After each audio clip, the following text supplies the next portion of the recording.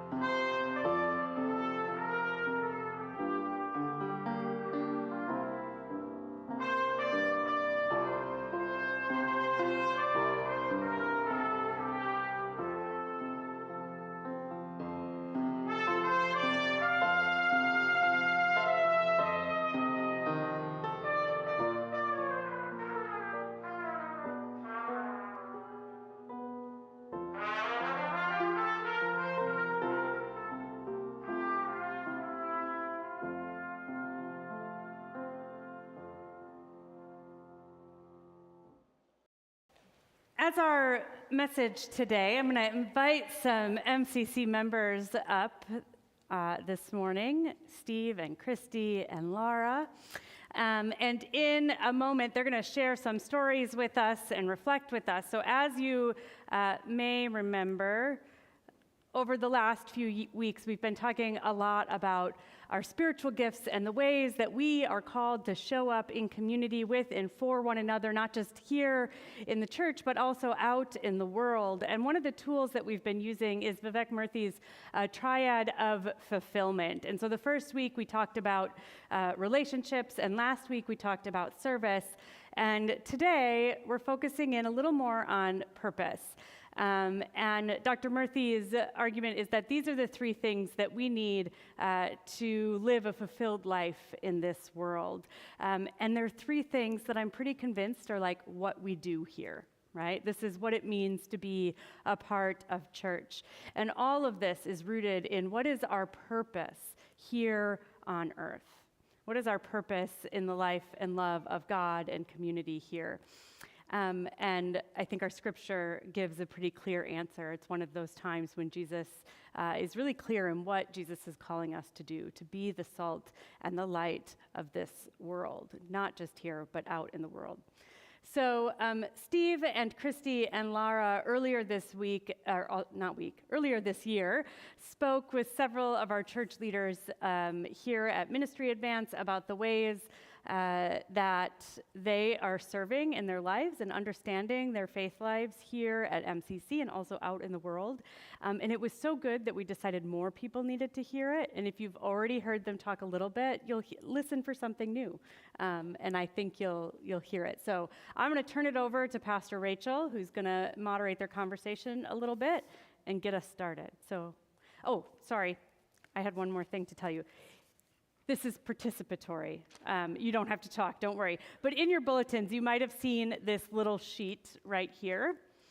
And it's my hope that in the next part of worship, or by the end of the day, or maybe by the end of this week, that you spend some time thinking about how you specifically are called to be salt to this world and called to be light in this world. And this is just some prompts to help you think about that. There's some reflection, questions, a little diagram if you're a visual person, and a place to write that. And later we'll be commissioning these and praying for and with one another in all the ways. So I want to draw your attention to that. Maybe if you hear something that you want to take a note on as our panel talks, please do. All right, so I'll start by asking our panelists to briefly introduce themselves in case anyone doesn't know them, and any opening comments they'd like to share. Okay, good morning. I'm Steve Weber. I know a lot of you, but maybe not all of you, and I've been a member here since 1997, I believe, when my wife first came to the church, and right from the beginning, we always felt very welcome here, and I think that's one of the strong points of our church. And some of you may have seen me as a greeter over the years. So, I'm Christy Bowen, and my husband and I moved to Madison about 4 or 5 years ago and have been coming here for just about 3.5 to 4 years. And my husband was a minister for over 30 years, so I was a minister's wife for over 30 years and was very involved in day-to-day activities of the church. And so when he retired, I, in essence, retired also, and so you will not see me involved so much in church. I have now moved, in this stage of my life, I prefer to do ministry outside of church, so. I'm Laura. This is not working. We came here, 10 years ago. I was a stay-at-home mom, and as I've been in the church, I've been more involved or less involved depending on what's going on, but we've just always felt welcome here, and excited to share with you today. Thanks. So our first official question is, when have you noticed faith being caught by or growing in someone else, maybe even in a surprising way? And how has this helped you see the work of ministry as something for everyone? I'll take that one first, and I'm going to bring up Laura Crow's name, and I think many of you know Laura. I don't think she's here this morning with us, but she's the person who actually asked us to do this panel, so she's been a person I wanted to bring up in this question of being caught by ministry. When Laura and Randall joined the church, they were, I think, kind of looking for a new church, and it was about the time that Pastor Iliff started, sometime around then, and she really developed a strong relationship with Pastor Iliff as he was beginning his ministry here, and Laura was sort of, I think she referred to herself as kind of a recovering Catholic, and she found a new purpose and light and life at our church, and became a real leader and driver of our church since her time here and many years, and especially during that period. And I know a lot of you know her and what she's done over the years and what she still does. And it was pretty amazing to see her sort of have this, I think, renewal. And I wish she was here this morning to comment on it. But certainly did a lot for helping me grow in my own faith and getting me involved in different things over the years, which I'll comment on a little bit later. One of the things I wanted to bring up, and I mentioned this when we did this back in January, but when Laura and Randall were looking to adopt, Laura thought that she should join a church because it would look good on her adoption resume. And that's partly how they came to MCC. And she gave a message in church one day at the old church, and how her faith sort of redeveloped during this time of the adoption process, of not really just getting it on the resume, but finding out that our church and church, again, for her had something really to offer in her life, and it was more than just a resume builder. It was a community and a finding a purpose and just really getting involved again. And she gave a message in church when we were sometime back then about this whole thing, and it was incredibly moving for people who maybe remember that, older members or people who have been here for a while, and it was extremely heartfelt, and I don't think there was a dry eye in the house when she got done giving this message back then. And so Laura is someone who is really, I felt, has sort of caught the spirit over the years. I'm going to take kind of a different twist. My husband, Ron, went to Haiti for many years on mission trips, and while he was there, he became acquainted with a man named Gene. And Gene ran a school in Haiti, and Ron helped sponsor the school, so they became pretty close. And about 3 years ago, Gene called Ron, and he said, hey, there's a program under the Biden administration, and it's I can come to the United States if I have a sponsor. Will you sponsor me? And so Ron and I talked about it, and we said, yes, we would sponsor Gene. And so he came to the United States about 3 years ago, I think it was. And he lived with us, and he's still living with us. When he came, he had an awful lot to learn. He had to learn about American food. He had to get a work permit, so he had to go through all that red tape. He had to learn to drive on the Beltline. He has some family that has moved to Madison since he's been here, but he still has a lot of family in Haiti that he's very worried about, and he sends money to support them because it's a pretty bad situation there. Anyway, all of this that Gene has going against him, but we see him get up every day, and he goes out and he works, and he just has faith that things are going to be okay. But I want to answer this question by showing you all of the ways that people have ministered to Gene. When he came, he was from Haiti, so he had no winter clothes. And a gentleman in this church came to us when he heard about Gene, and he said, I can't do much now because of my age, but I will give you money. Please go buy Gene a really good winter coat. And then there were other people that gave Gene some winter clothes. He had people that helped tutor him because he was taking some English classes. He had people that gave him rides, people that invited him over just to watch soccer or to go for a bike ride. So that just showed to me that there are so many ways that people can be ministered to and that can minister. When I was younger, after high school, I had the opportunity to be a caregiver it's a summer camp for people with physical and cognitive disabilities, which was great for me because I had an opportunity to learn how to truly serve others. But it was also wonderful to see the other volunteers grow over the years. And specifically, there was a woman there, Ruth, whose son had severe cerebral palsy. And the first year, she really didn't want to send him because she was really worried, would we give the same care that she gave?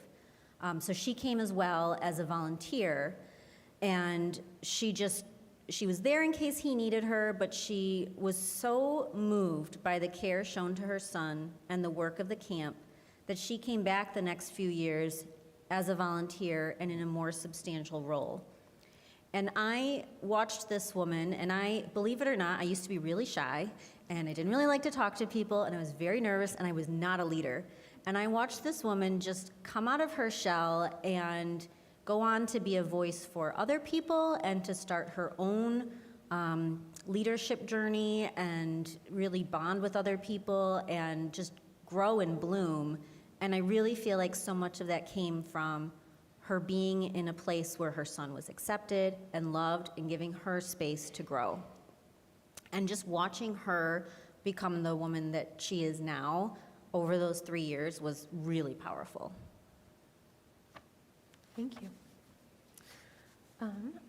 So our next question is, how does your faith show up in your life outside of MCC or MCC programs? And okay. I was going to say we could switch up the order answering, but go for it. We already You were said already Steve's going first. Okay. Laura decided that. That's all good.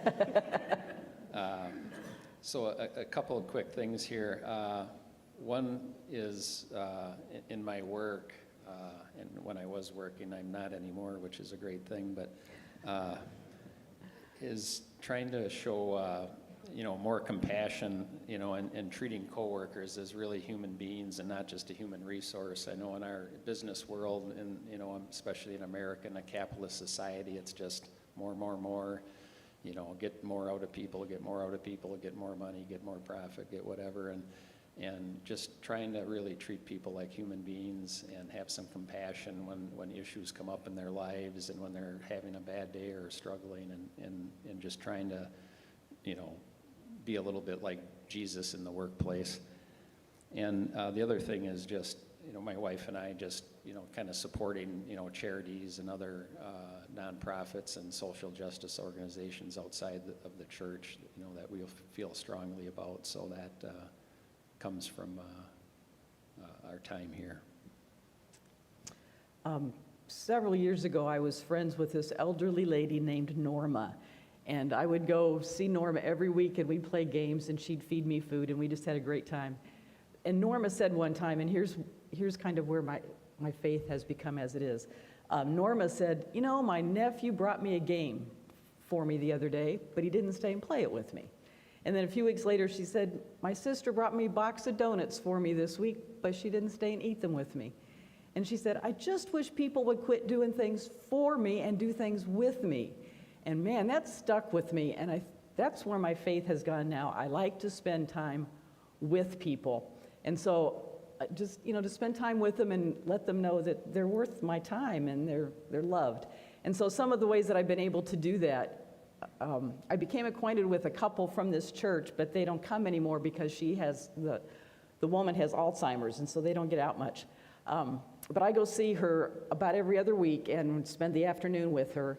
And we'll do things like whatever she's kind of in the mood for. Sometimes we color, sometimes we do jigsaw puzzles, we've done a sticker book, so just things that we do. And then while I'm spending time with her, her husband can get out and do the things that he needs to do. And then Forward Garden, just up the road here, I go there during the harvest and planting season and spend time with the people there working in the garden. Ron and I have become very involved in the senior center in Fitchburg, and we've made a lot of friends there. And we've realized that most of them are living alone, and they really crave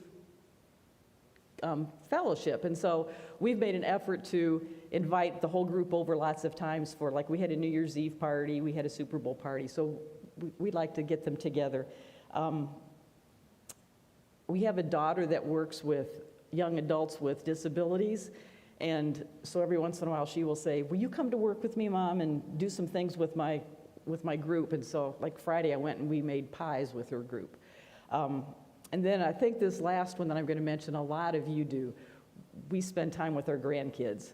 And that gives the parents a break, and it helps. I mean, we just like spending time with the grandkids and do whatever they're in the mood to do. So those are things that I like to do outside of the walls of the church. So I don't really believe in like a heaven or hell like you might think of. I believe that it is our job and our responsibility to create heaven or hell on earth. And for me specifically, that is the spaces that we create. So for me, I love coming to church. I would say church is my third space. They talk about your first space being home, your second space being work, and your third space being some sort of community place where you feel comfortable. But not everybody is going to go to church, and for whatever reason. So I think it's really important that we create spaces for others where they can feel comfortable and loved. And so that is what I do as a job right now. I have a dessert cafe where I sell community and also dessert. But even before that, when I worked with a couple ladies and we set up the Cardinal Nest at the Middleton High School, it's really important that people feel that it is not an obligation or a need, but that they are loved. When we talk about Vivek Murthy's kind of 3 parts, some of that came from his study on loneliness and the loneliness epidemic. And I think so many people feel isolated right now. Even if they're going to a third space, they can feel isolated. And so finding ways to create space where they feel comfortable and they feel wanted is really important. So in conclusion, I will offer this last question and invite you to share a brief answer if you feel so led. What has been one significant event in your own faith formation journey, and how does it still shape you today? I would say for me, back right after I first joined the church, I was asked to help teach Sunday school because they didn't have any men teaching Sunday school, and I said, okay, I'll give it a try. I never thought I would, and that's been 28 years ago now. And it's been really interesting, and to build on that, again, coming back to Laura Crow, when our son was going into 6th grade, she was running the Sunday school program, and she said, hey, why don't you be the 6th grade teacher this year, 6th, 7th, and 8th? And I'm like, really? I said, those kids are crazy, middle schoolers. And I said, well, I'll give it a try, and I did, and it was really enjoyable, and it has been enjoyable. I've spent a lot of time teaching there over these last years since our son was in 6th grade, and just seeing young people, how they develop and grow in those years, and kind of grow in their own faith and grow as young people is really, really interesting to see, and that's kind of also helped me. You read Bible stories and you work up lessons and you go, yeah, that connects with my faith and life too, and it's given me a chance to grow as a Christian that way and understand not just how I'm trying to help the kids see that, but how I see it myself in a lot of cases. So. Okay, back in my teaching days, I spent several summers going on 2 to 3 week camping trips with high school students that were visually impaired. And the lady that organized these trips always hired a variety of staff that would meet the many needs that occurred on these trips. And one person that she hired could not have been more different than me. For starters, his name was Wolfgang. He was young, I was not. He was man, I was woman. He was gay, I was straight. He was vegetarian. Back then, nobody was vegetarian. He was an atheist, I was Christian, night owl, morning person, extrovert, introvert. I mean, we were complete opposites of each other, and so I was not real crazy about having to work with him for the next 2 to 3 weeks. But I watched how well he related to the kids, and he was phenomenal with them. And so over the course of time, I really started enjoying working with him. But so many things about his lifestyle that I had been taught were wrong, I came to discover they weren't wrong. They were just different from me. And so he became one of my favorite people to work with, and that experience still shapes me today. I look years later, and I look at, it's probably been a year or so ago now, but I looked around who was sitting at my kitchen table one night. It was Ron and I, and then we had our son-in-law and daughter. They were a straight white couple. I had my great niece, who was gay, and sure her partner was there, and then we had 3 Haitians. And I looked and I thought, I got to read this because I don't want to get the wording wrong. Years ago, when I grew up in a small farming community where everyone looked like me and we all believed the same, I would have never dreamed I would have such diversity around my table. But I'm still learning that being different isn't wrong. It's just different. Many of you know I was raised in a very fundamentalist evangelical church. And there's a lot of things that I disagree with them about now, but I truly believe that those women taught me how to be a Christian and a loving human being. But I specifically remember going to my pastor's wife and saying, I don't understand. There are all these people who are never going to know about Jesus, and how are they going to get to heaven? And how could, how is there only one way? That doesn't make any sense to me, and really struggling with that. And again, understand this is a very fundamentalist church, very strict, the Bible is literal, this is how it is. And she said to me, some of the most Christian people she had ever met were not Christians. And she said she didn't know exactly what happened when we died, but that she couldn't imagine those people not going to heaven. And that showed me it was okay not only to not know, that we didn't need to have all the answers, but that also we could interpret the Bible through a lens of love. And I figure if they can do that, so can we. Thank you so much.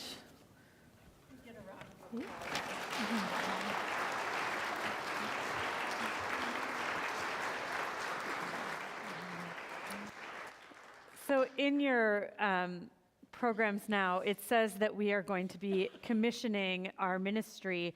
And so I want to invite you to take a moment to think about all of the ways that, they got me teary, all of the ways that we heard about faith and ministry happening in the world. And think about if you can name a way in your life that you are salt and light in this world, that you are salt and light in this church, outside of this church, in your work, in your school, in your relationships, in your friendships, in your family. And I want to challenge you, if you can't come up with like 5 things right away, to talk to somebody in your life, because I bet they could name them. Because there are ways that each and every one of you are showing up with that love of God that cannot go away. There is no way for you to not be the salt that is in this world. And so I want to encourage you and commission you. Commission meaning like, this is what you are supposed to be doing. This is how God is calling you to live your life. And you can do that in all kinds of places. It doesn't just mean showing up to committee meetings at church, though if you are on one of those, please do that. It also means how we are showing up in our work and in our life and in our relationships. And so consider yourselves commissioned. Consider yourselves salt and light in this world, and know that that is very, very good news. It is my honor to thank you for all of the ways that this community continues to show up and to support one another in big and small ways, and for the ways that you financially support Middleton Community United Church of Christ. If you brought an offering with you today, a physical offering, as you're leaving the sanctuary, right outside the doors, if you turn around, there are wooden boxes on the wall to leave that. And of course, you can contribute to the work that we do here at middletonucc.org/give at any time, or by using this QR code. We do this work because we do it together, and it is the only way that it can be done. And so we are immensely grateful for all of the ways that people contribute. So thank you.